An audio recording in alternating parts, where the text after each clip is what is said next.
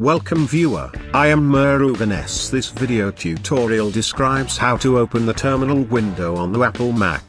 First method is, open Launchpad. Click other icon.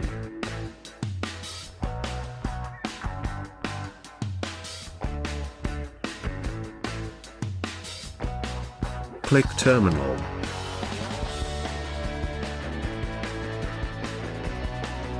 Terminal window opened.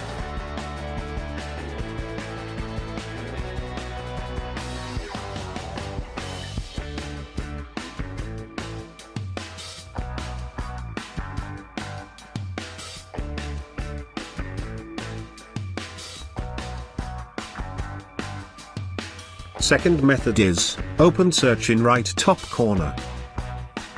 Type terminal in search bar. Click terminal to open.